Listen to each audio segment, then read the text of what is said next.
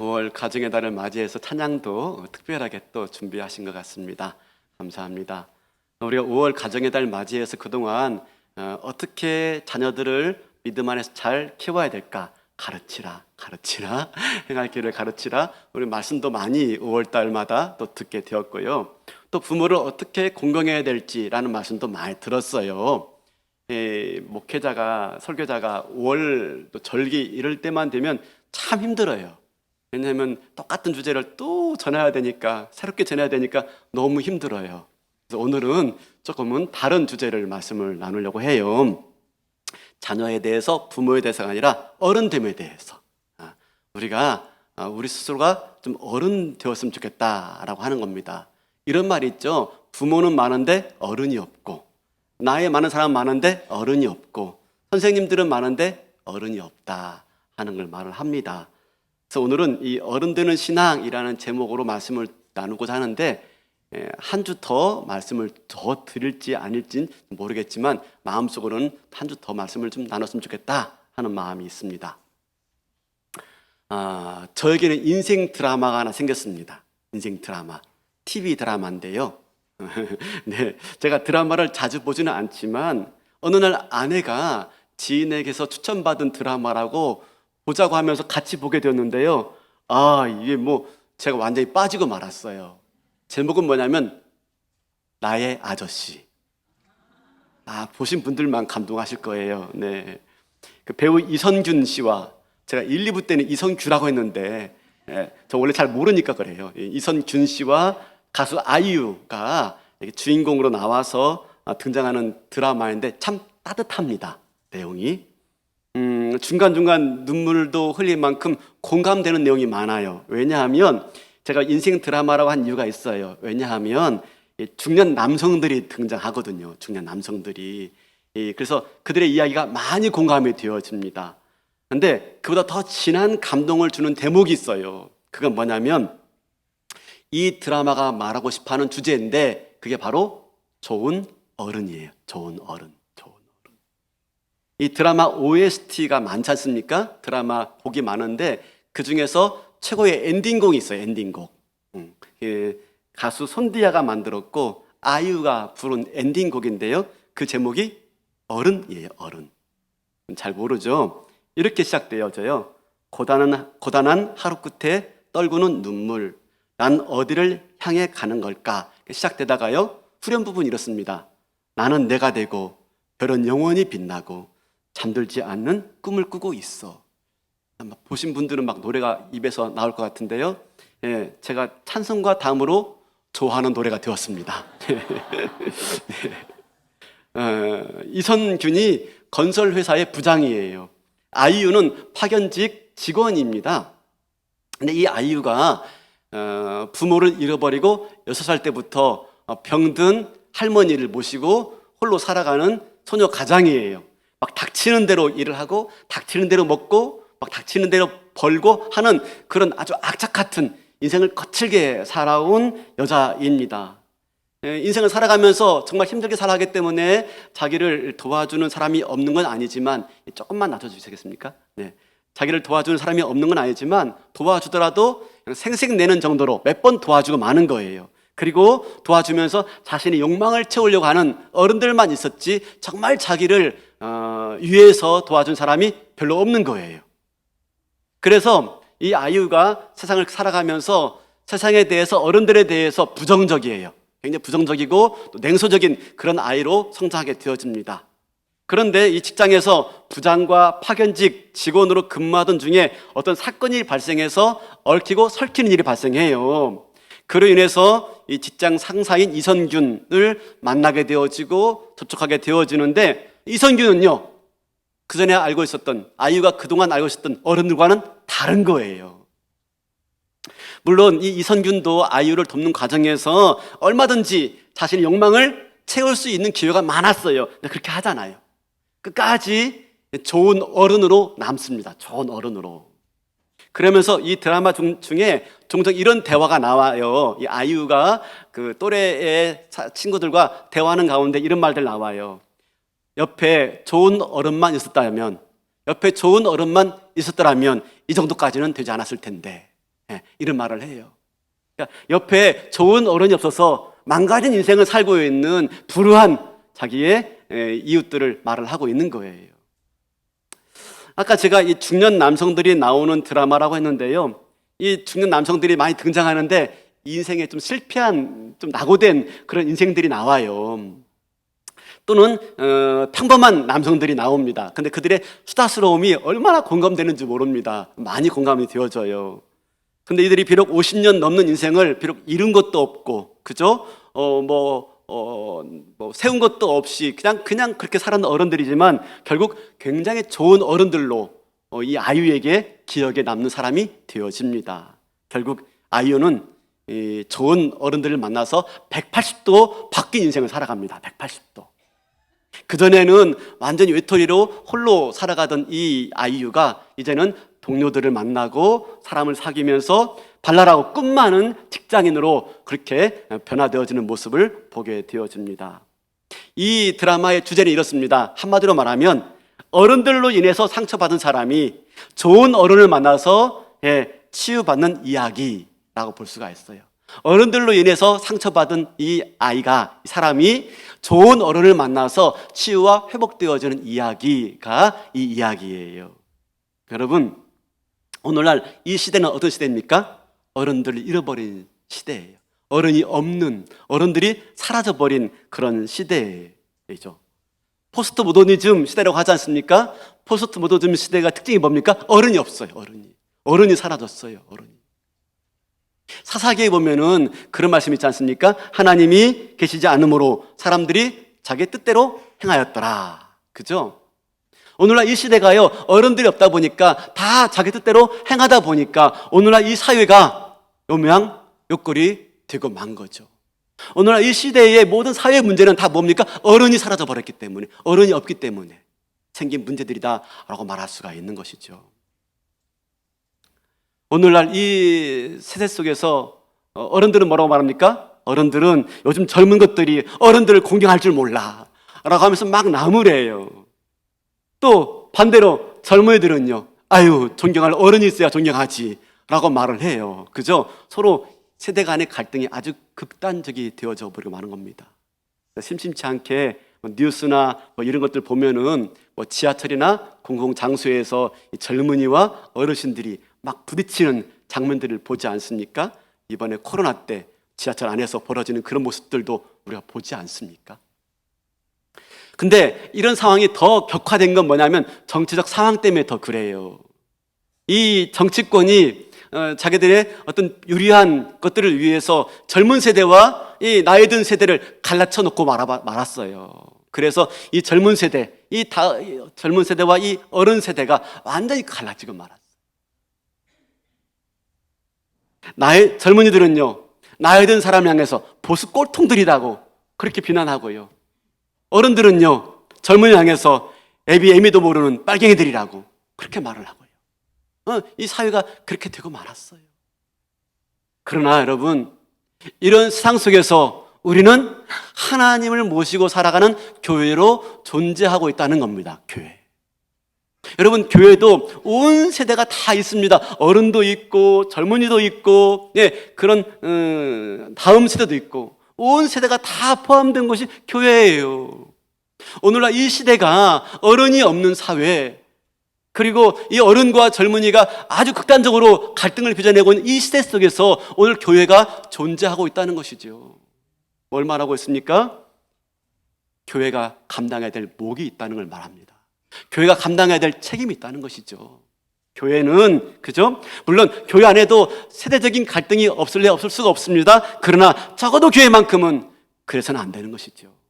교회에서 바로 이런 세대적인 갈등들을 해결할 수 있는 멋진 모습들이 바로 교회 공동체 안에서 보여져야 되고, 그래서 이 사회를 회복시키는 모습이 교회로부터 비롯되어야 할 줄로 믿습니다. 바라기는 우리 당진제일교회가 그렇게 고장나버린 이 시대와 이 사회를 변화시키고 회복시키는 아름다운 공동체로 쓰임받는 은혜가 있기를 주님의 이름으로 축원합니다.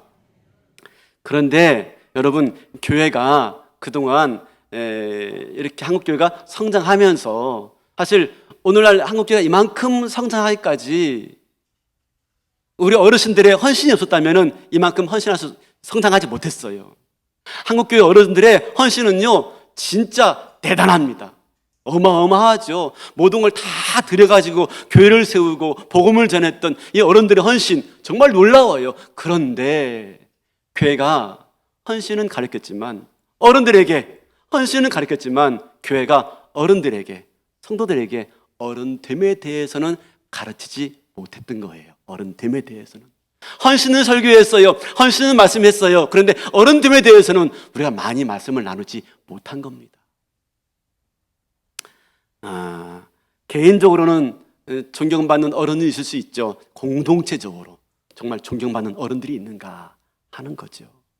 그래서 교회가 바로 그런 어른됨을 회복할 수 있는 그런 시간들로 우리가 5월을 좀 보내자 하는 마음이 있어서 이 말씀을 나누게 된 겁니다.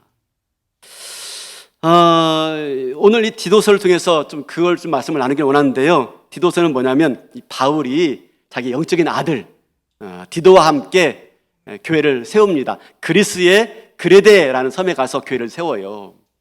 이 그레데는 어떤 곳이냐면 오늘날 제주도와 같은 곳입니다. 그리스의 제주도라고 보면 돼요. 그리스는 고대 인류의 문명의 꽃을 핀 도시고요. 그중에 그레데는 더욱더 문명이 발달된 섬입니다. 거기에 교회를 개척한 교회가 바로 이 디도서가 배경인 교회인데요. 그레데 교회인데 바울이 디도를 담임 목사로 세우고 떠납니다. 바울은 또 선교 여행을 떠납니다. 그리고 남겨둔 교회가 염려가 돼가지고 디도에게 보내는 편지, 목기 서신이 바로 이 디도서예요. 그러면서 교회는 이렇게 세워가야 된다라고 지금 교훈을 주고 있는 겁니다. 특별하게 오늘 2장에 보면은 교회의 성도들을 몇 가지 그룹으로 나눕니다. 몇 그룹으로 나눕니다. 이게 본문에 보니까 늙은 남자, 늙은 여자, 젊은 남자, 젊은 여자, 종들, 그리고 모든 이들 몇 그룹으로 나눠가지고 말씀을 나누는데 뭡니까? 그들에게 이렇게 권면해서 교회를 아름답게 세워야 된다라고 말을 합니다. 자, 그런데 우리가 뭘 보냐면요. 2절 보세요, 2절.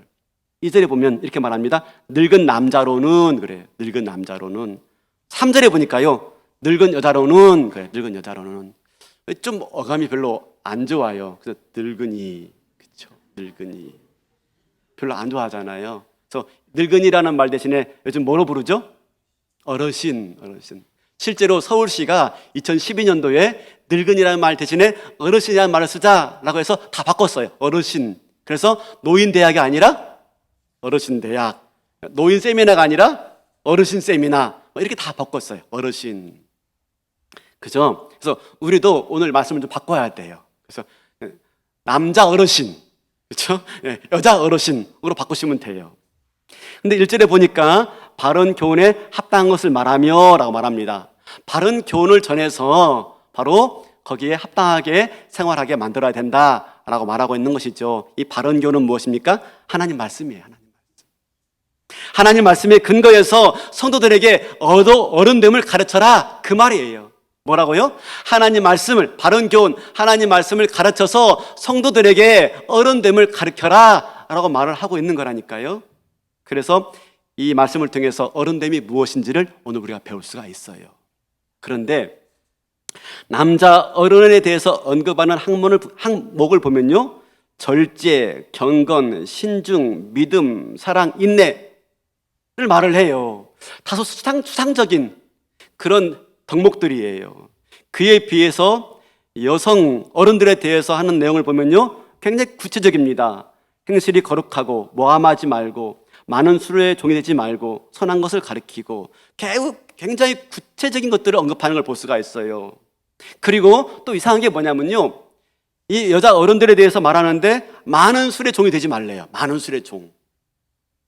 좀 이상하잖아요. 술은 대체적으로 누가 많이 마십니까? 여자입니까? 남자입니까? 남자죠. 나이 많이 먹어도요, 아무리 많이 먹었다 하더라도 남자가 많이 마시죠. 이건 무슨 말씀입니까? 그죠? 술은 남자들이 많이 마셔도 되지만 여자는 많이 마시면 안 돼, 그 말일까요? 그건 아니겠죠. 그죠? 좀 이상해요. 왜 하필이면 여성에게 술을 많이 마시지 말라고 했을까? 그리고 또 모함하지 말래요. 모함. 모함은요, 중상모략인데 여자분들이 이렇게 수다스럽고 말이 많다 보니까, 그죠? 중상모략하고 뒷담화하고 하는 일이 많아가지고 모함하지 말라라고 말을 했는지 몰라도, 여러분, 모함과 중상모략은 여자들만 합니까? 남자들도 많이 하잖아요. 세상에서 경쟁하기 위해서 중상모략하지 않으면 안 되고요. 오늘날 정치권을 보면요, 중상모략합니다. 그죠? 근데 굳이 여성들에게만 이렇게 말하는 게 좀 어울리지가 않는 것 같아요. 그런데 그 중에서 한 부분은 좀 이해가 되어지고 공감되는 부분이 있어요. 자기 남편에게 복종하게 하라. 이것은 참 많이 와닿아요. 그죠? 예, 그냥 절로 아멘이 나옵니다. 그죠? 나이 들면서 이 여자들이 좀 세져요. 그죠? 세져요. 특별히 요즘에 와이프가 이게 어깨를 수술해가지고 뭐 가사 일을 못 하니까 저한테 시켜요. 시키면 하다 보면 이거 내가 종놈인가 하는 생각이 들어요. 예, 세져가지고, 예, 그래요. 근데 이 말씀이 진짜 그냥 딱 보면 아멘 하는 마음이 들어요. 여튼 여러분, 우습게 한 말씀이고요. 왜 이렇게 표현했을까? 왜 남자들은 추상적인 말로 항목을 말하고 덕목들을 말하고, 왜 여성들은 구체적인 말로 덕목들을 말했을까 하는 거죠. 여러분, 사실은 늙은 여자, 늙은 남자가 따로 있는 게 아닙니다. 남성, 여성을 구분한 게 아니라 어르신들은, 그죠? 남성이건 여성이건 포함해서 어르신들은 이러한 덕목들을 가지고 있어야 된다. 어른됨의 의미는 이런 것이다 라고 말씀을 해주고 있는 거예요. 어른됨의 의미, 그죠? 나이가 있는 그리스도인들에게 기대되어지는 신앙적인 모습은 이런 것들입니다 라고 쭉 언급하고 있는 거죠. 그래서 오늘 남성, 여성 구분하지 않고 그냥 한목에 같이 좀 살펴보려고 하는데, 다 보진 않고요, 중요한 것만 좀 살펴보려고 합니다.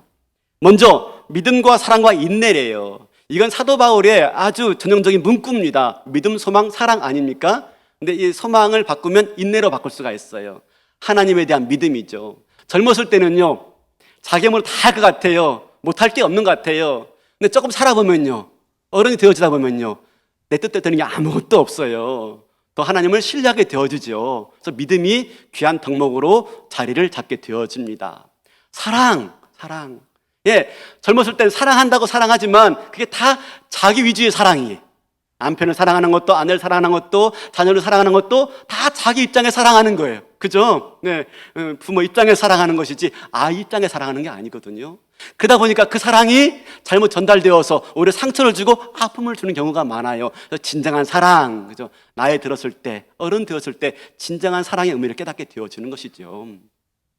그리고 인내, 무엇입니까? 믿음을 가지고 이 세상을 살아갈 때 우리가 어쩔 수 없이 당하는 고난들이 있어요. 그 고난들을 이겨내기 위해서 뭘 합니까? 소망을 바라보면서 인내하는 것, 그렇죠? 소망을 바라보면서 인내하는 것. 그래서 이 인내의 덕목이 나오는 것이죠. 그래서 인내하는 사람이 되어지고, 소망을 바라보면서 참고 기다리는 사람이 되어지는 것, 그게 뭐라고요? 어르신의 모습이다, 어른의 됨됨이다 라고 말을 하고 있는 겁니다. 더 나가서 이제 절제를 좀 살펴보기를 원합니다. 절제. 내 감정을 절제하는 겁니다. 젊었을 때는 감정을 절대하지 않고요, 자기 생각을 절제하지 않아요. 그냥 있는 대로 다 말하고 있는 대로 다 표현하지요. 그런데 나이가 들면요, 그걸 절제를 할 줄 알아요. 절제. 특별하게 더 큰 절제는 뭐냐면 내게 있는 권위를 절제하는 겁니다. 내게 있는 권위를 절제하는 거예요. 그렇게 할 수 있어요. 나이 들었으니까, 어른이니까 할 수 있어요. 근데 안 하는 거야. 안 하는 거. 대표적인 모습이 뭡니까? 사도 바울이 고린도전서 8장에 가면은 우상 신전에 바쳐진 제물을 먹느냐 안 먹느냐 하는 문제가 생겨요. 당시에 시장에 내다 파는 모든 육고기들은요, 다 우상 신전에 바쳐진 제물들이었어요. 근데 이것을 먹어야 되느냐 안 먹어야 되느냐 하는 문제가 발생했을 때 사도 바울이 뭐라고 말합니까? 우상은 아무것도 아니니 먹어도 됩니다. 그러나 먹을 수 있는 자유가 있지만 그것으로 인해서 믿음에 연약한 사람들이 실족한다면 그 자유 또한 제한하는 게 옳습니다 라고 말을 하죠. 고린도전서 8장 13절 볼까요? 그러므로 만일 음식이 내 형제를 실족하게 한다면 나는 영원히 고기를 먹지 아니하여 내 형제를 실족하지 않게 하리라. 네, 그 음식을 먹을 수 있는 자유가 있어요. 아무런 문제가 안 돼요. 그러나 그것이 연약한 성도를 실족하게 하는 거라면 나는 영원히 먹지 않겠다. 그런 권리가 있지만 안 하겠다는 거죠. 절제. 이게 어른됨의 덕목이에요. 공동체 안에서 존경받는 어른됨, 절제할 수 있는 거, 절제할 수 있는 거. 해도 되지만 안 하는 거예요. 그 다음에 뭡니까? 경건. 그죠? 경건은 뭐냐면요, 겸손해지고 단정해지는 것. 고린도후서 12장에 가면은 이 사도 바울이 환상과 계시에 대해서 말을 해요. 그러면서 이 환상과 계시가 어떤 의미가 있는가, 어떻게 잘 활용해야 되는가를 말 안 하는데 그냥 무책임하게, 그냥 방만하게 환상과 계시를 말하면 안 된다라고 말하면서 뭐라고 말하냐면요, 환상과 계시에 대해서 자신이 경험했음에도 불구하고 자기가 아닌 것처럼 말을 해요. 우리 고린도후서 12장 2절 보여주시겠습니까? 내가 그리스도 안에 있는 한 사람을 아노니 그는 14년 전에 셋째 하늘에 이끌려 간 자라. 그가 몸 안에 있었는지 몸 밖에 있었는지 나는 모르거니와 하나님은 아시느니라. 자, 지우지 마시고요. 자기. 사도 바울 자신을 말하고 있는 거예요. 셋째 하늘, 그죠? 삼층천, 하나님의 비밀한 것까지 다 알게 되어서 환상과 계시를 알고 있다. 그런데 뭐라고 말합니까? 내가 아니라 어떤 사람이라고 말하면서 자기를 드러낼 수 있지만 드러내지 않아요. 자기의 특별한 은사와 자기의 특별한 재능과 자기의 특별한 면을 드러내지 않아요. 감춰요. 겸손한 거죠. 그죠? 네. 젊었을 때는요, 내가 두드러져야 돼요. 내가 인정받아야 돼요. 내가 남들보다 좀 더 잘 돼야 돼요. 그게 중요했어요. 나이 먹어보니까요. 어른 되어보니까 그게 중요한 게 아니에요. 잠깐뿐이지. 진짜 중요한 것이 그게 아닌 걸 깨닫게 되어지는 것이죠. 그러니까 경건해지는 거예요. 겸손해지는 거, 단정해지는 거죠. 오히려 오랜 시간 속에서, 오랜 신앙의 세월 속에서 축적된 연륜들이 은근히 배어나오는 것, 드러내지 않는데 은근히 드러나는 것, 이게 진정한 어르신의 멋된 모습이죠. 멋진 모습. 늙은 남자의 멋진 모습. 그 다음에 모함하지 말며. 모함은 중상모략이라고 그랬죠. 그래서 뭡니까? 서로를 갈라놓고 분열시킵니다. 이건 마귀짓이에요. 마귀를 헬라어로 뭐라고 말하냐면 디아블로라 그러면 디아블로. 제가 많이 말씀드렸죠. 디아블로는 분열시키다, 분리하다라는 뜻입니다. 사람과 사람을 분리시키고 하나님과 사람을 분리시키는 것, 이게 뭡니까? 모함하는 것. 말을 많이 하는 게 중요한 게 아니죠. 젊었을 때 말을 많이 해요. 내 생각을 많이 말을 해요. 근데 나이가 들면요, 말을 많이 안 합니다. 말한다고 되는 게 아니거든요. 오히려 기다려주는 거죠. 참는 것이죠. 공동체를 위해서 할 말도 참아내는 것. 오히려 한마디 말이 얼마나 사람을 아프게 하고 그 한마디 말이 얼마나 공동체를 더 무너뜨리는지를 알기 때문에 말을 하지 않는 거예요. 그 다음에 뭡니까? 신중하며. 오늘 우리가 살펴봐야 될 핵심적인 단어가 신중이에요. 왜냐하면 이 신중이라는 단어는요, 모든 그 연령대에 다 나옵니다. 늙은 남자, 늙은 여자, 젊은 남자, 종들 다 나오는 단어가 신중이에요. 신중이 어떤 뜻이냐? 성경에서 말하는 신중은요, 훈련된 자제력, 습득된 자제력, 그죠? 원래는 그게 아니었는데 나이가 먹고 신앙 안에서 연륜이 쌓이니까 훈련된 자제력이 생기는 겁니다. 젊었을 때는 막 성질 급한 대로 다 했는데 그렇게 하지 않는 거예요. 대표적인 모습이 사도 바울에게 보여지는데 누구냐면 마가를 대하는 사도 바울의 태도예요. 마가 아시죠? 마가가 누구예요? 사도 바울이 신라와 함께 선교 여행을 처음 떠납니다. 선교여행 떠날 때 신라가 자기 조카 마가를 데리고 와요. 마가를, 부잣집 아들이거든요. 선교 여행 간다니까, 배 타고 간다니까 오늘날 비행기 여행 안 한 줄 알고 따라오는 거예요. 근데 선교 여행 갔는데 너무 고생스럽거든요. 중간에 나 집에 갈래 하고 돌아가 버리고 말았어요. 그때부터 바울이 마가를 아주 싫어합니다. 선교여행 마치고 다시 2차 선교여행 떠나야 되는데 신라가 다시 또 그 조카를 데려가겠대요. 아주 그냥 연락에 싸웁니다. 그리고 마침내 실라와 바울이 갈라치고 맙니다. 갈라집니다. 실라는 마가 데리고 떠나고요. 바울은 이제 떠납니다.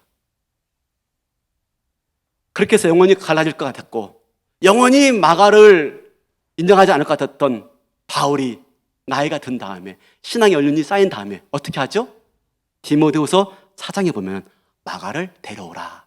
내게 마가가 필요하니 마가를 데려와라. 마가를 이해하고 마가를 용납하고 마가를 너그럽게 품어주는 그런 사람이 된 거예요. 신중해진 거, 신중해진 거. 한순간의 모습을 판단하지 않아요. 한 단면을 보고 판단하지 않아요. 여러분, 신중함은 뭐예요?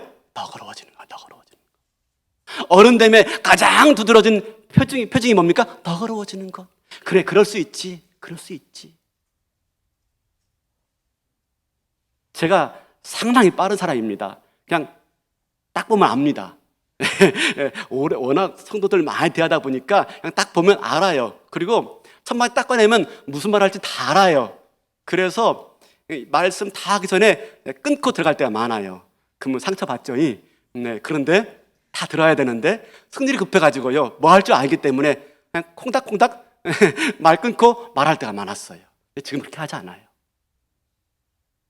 기다려주는 거죠. 기다려주는 거죠. 쉽게 판단하지 않는 겁니다. 네. 아, 그럴 수가 있어. 근데 또 어떻게 될지 몰라. 여러분 아십니까? 하나님이요, 어떤 분이십니까? 오래 참으시는 분이세요. 오래 참으시는 분. 우리 지난주에 봤지 않습니까? 심판하러 다시 오시리라. 그런데 심판이 지금 유예되고 있는 거예요. 유예되고 있는 겁니다. 지금 심판할 수가 있어요. 심판하실 만합니다. 근데 어떡합니까? 심판을 유예하고 있는 겁니다. 왜? 우리가 회복될 때까지 기다려 주시는 겁니다. 우리가 변화될 때까지 기다려 주시는 걸 유예하고 계신 것입니다. 기다려 주시는 것이죠. 변화될 때까지, 더 회복될 때까지. 그 하나님을 우리가 믿다 보니까, 바른 교훈 안에서 그 하나님을 만나다 보니까 우리 안에 뭐가 생깁니까? 신중함. 쉽게 판단하지 않고 쉽게 버리지 않아요. 기다려 주는 것이죠. 품어주는 겁니다. 그 다음에 선한 것들을 가르치는 자들이 되고, 선한 영역을 발휘하는 겁니다. 그래서 나뿐만 아니라 다음 세대도 그런 믿음의 유산으로 살아갈 수 있도록, 그래서 가정도 공동체도 갖고 갈 수 있도록 선한 영향력을 끼치는 사람, 나 혼자만 잘 살고 나 혼자만 복받고 나 혼자만 잘 되는 게 아니라 그것을 선한 영향력을 끼쳐서 다음 세대들이 그런 신앙의 유산들을 물려받을 수 있도록 하는 사람. 그렇죠? 아까 뭐 가르쳐야 되는 것이죠. 그래서 사도 바울이 이렇게 말하죠. 고린도전서 11장 1절에 이렇게 말합니다. 내가 그리스도를 본받는 자가 된 것 같이 너희는 나를 본받는 자가 되라. 본받는 자가 되라 라고 말할 만큼 선한 영향력을 끼치는 자가 되는 것이죠. 사랑하는 성도 여러분, 이런 모든 모습이 다 뭐라고요? 어른됨의 모습, 어른됨의 모습. 어떻게 해요? 바른 교훈을 가지고 바른 교훈 안에서 하나님을 만나며 그분과 깊은 교제를 나누며 살아갈 때 우리 안에 이런 어른됨의 모습들이 나타나게 되어진다라고 하는 것이지요. 여러분, 우리는 오늘 어떤 모습인가요? 교회에서 나는 어떤 모습인가요? 가정에서 우리는 오늘 어떤 모습인가요? 과연 어른됨의 모습이 있나요? 나에게서 그런 어른됨의 모습이 나타나고 있나요? 그렇죠? 물론 이 젊은이들에게 어른들을 공경하는 것 가르쳐야 돼요. 근데 더 큰 문제가 뭡니까? 우리 어른들이 어른들 되지 못한 걸 우리는 더 많이 감당해야 되는 겁니다. 우리가 먼저 어른 돼야 되는 거죠. 그래서 신앙의 좋은 모델이 되어서 다음 세대들에게 그 신앙 유산을 물려주고 우리보다 훨씬 더 주님 안에서 복된 인생을 살아가도록 신앙의 좋은 어른들 되어야 되는 것이죠. 우리 교회에서 피택자 교육할 때, 그러니까 장로님, 권사님, 안수사님 이제 선출해가지고 교육할 때가 있어요.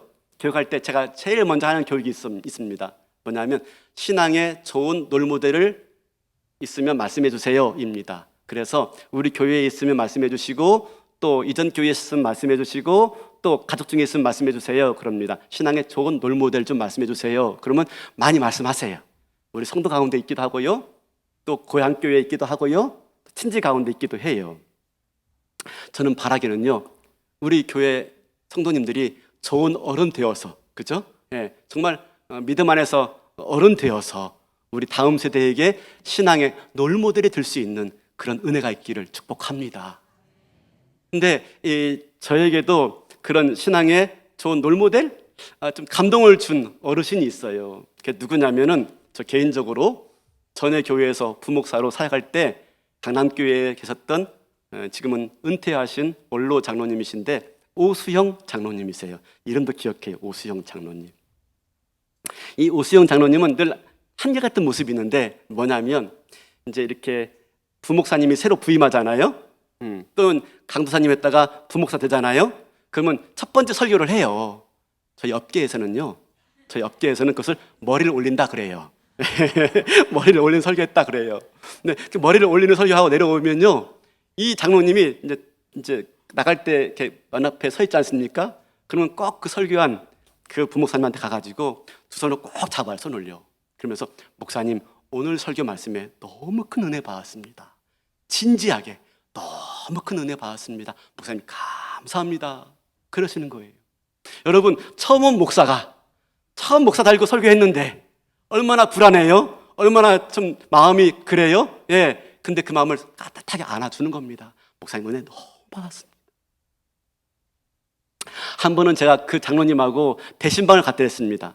대신방 가면 장로님 한 분, 권사님 한 분, 순장님, 부목사님 4명이 한 팀 돼가지고 성도들 가정을 방문하면서 신방을 해요. 근데 그날따라 제가 하루에 신방을요 15가정을 했어요.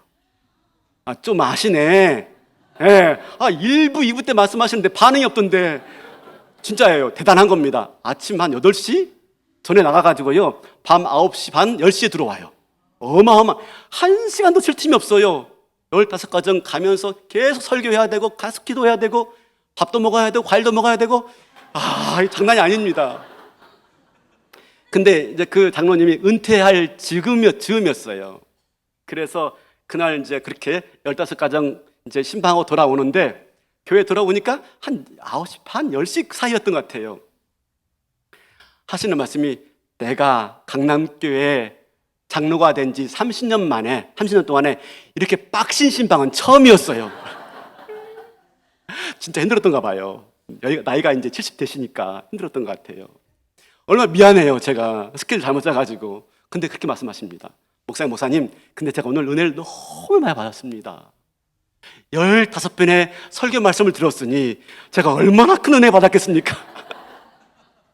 15번의 설교 말씀 들었으니까 정말 은혜 받았다는 거예요. 그러면서 저를 위로해 주시는 거예요. 미안한 제 마음을 위로해 주시는 거예요. 얼마나 감사해요. 좀 미안했는데 15번의 설교로 15번의 은혜를 받았대요. 감사하죠. 근데 앞거는요, 그 다음입니다. 그 다음. 제가 존경하는 대목이 뭐냐면, 새벽 기도회를 이제 부목사님들이 돌아가면서 했어요. 새벽 기도회를 도망가서 하는데, 젊다 보니까 깜빡하는 사이에 알람을 못 듣고 그냥 자는 경우가 있어요. 그러면 그냥 놓쳐버리는 거죠. 그러면요, 이 장로님은 늘 새벽 기도 때마다 양복을 입고 와요. 양복을 넥타이 딱 메고. 처음에 이상하다 싶었죠. 딱 양복을 입고 넥타이 메고 오시는 거예요. 그런데 목사님 못 나온다. 그럼 장로님이 딱 올라가세요. 올라가서 뭐 하냐면 찬송가를 부르십니다. 찬송가를. 부목사님 올 때까지. 이제 안 나왔다 그러면 난리 나죠. 사찰 지사님 이제 동원되고 전화하고 뭐 깨우고 난리가 나죠. 그러면 이제 헐레벌떡 옷 입고 나옵니다. 나오면 장로님이 기도하고 계세요. 찬송하고 계세요. 그러면 딱 부목사님 모시는 거 보면은, 자, 이제 우리 목사님 나오셨으니까 말씀 전해 주시겠습니다 하고 싹 내려오세요. 그리고 아무 일 없다는 듯이 부목사님 올라가시고 말씀을 딱 전하고 내려옵니다.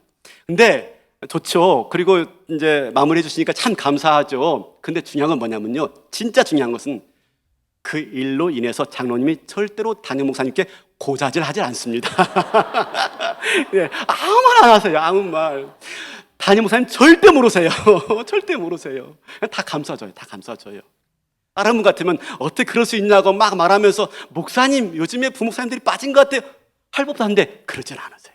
다 감싸줘. 다 너그럽게 신중함으로 다 감싸주십니다. 그래서 강남교회에서 목회하면서 그 장로님의 은혜를 받지 않은 부목사님들이 없어요. 다 받아서 이렇게 서서 이렇게 목회를 감당하게 된 것입니다. 사랑하는 성도 여러분, 지금 말씀드리고 있는 건 뭔지 아시겠죠? 우리가 그런 신앙의 어른들이 되어주자. 부족하지만, 실수 많지만, 연약하지만, 그죠? 넉넉함으로, 신중함으로 감싸 안아주어서 그들이 인생의 어려운 순간순간들을 잘 이겨내어서 마침내 믿음 안에서 우뚝 세워지는 그런 신앙의 다음 세대를 만들어내는 그런 저와 여러분 될 수 있기를 바랍니다. 그래서 우리 교회는요, 어떻습니까? 이 시대 속에서 세대 간의 갈등이 심한데, 정말 극심한 갈등 가운데 있지만 우리 교회는요, 어떻습니까? 다른 걸 보여주는 거죠. 그래서 젊은이들은 어른들을 존경하고 어른들은 젊은이들을 아껴주고 품어주고, 그래서 정말 좋은 어른들이 많은 교회, 좋은 어른들이 많은 교회, 나의 아저씨, 나의 장로님이 계신 곳, 그죠? 나의 권사님이 계신 곳, 나의 집사님이 계신 곳, 나의 목사님이 계신 곳, 그죠? 그래서 내 인생에 잊지 않을 수 있는 시그니처 같은, 그죠? 그런 나의 목사님, 나의 장로님, 나의 권사님, 나의 집사님으로 좋은 어른 자리매김하여서 이 갈라쳐져 있는 이 분열된 세상을 고치고 회복시키는 데 쓰임받는 저와 여러분 되시기를 주님의 이름으로 축원합니다. 다 일어나시겠습니다.